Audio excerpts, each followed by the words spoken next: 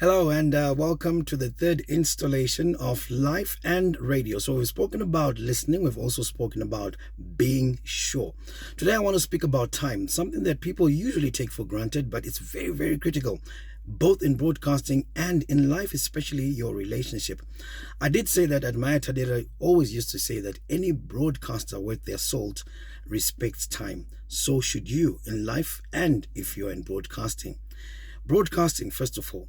Do you understand that radio becomes the soundtrack to people's lives?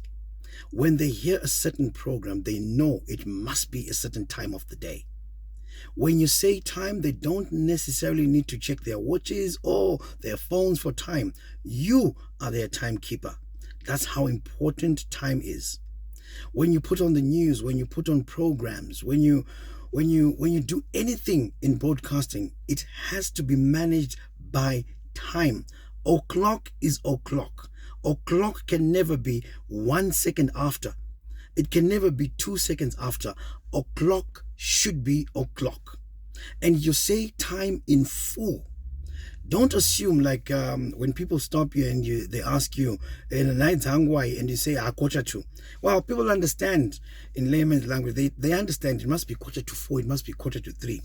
But on radio, on television, you never say time in short. It's 4:45. Another lesson that I learned is, let's say time as it is. 4:45, 4:45, 5:15. This business of a quarter past the hour, well, it's not too wrong, but let's say time as it is. Let's not complicate things. So keep time.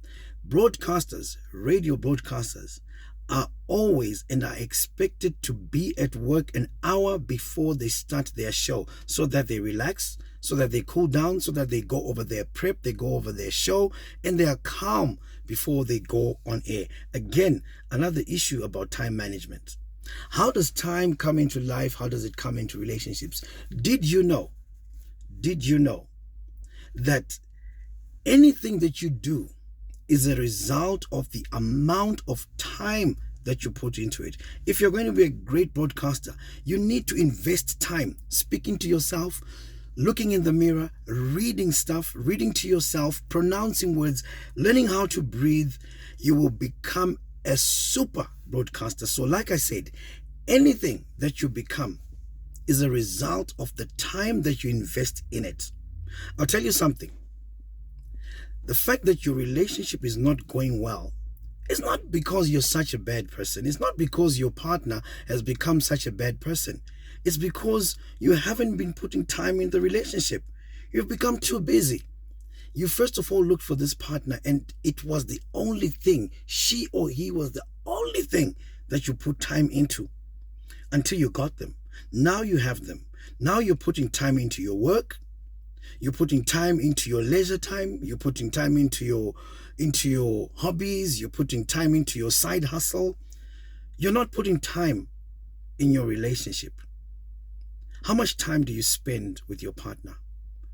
Do you spend as much time as you used to spend before, when things were rosy, things were cool?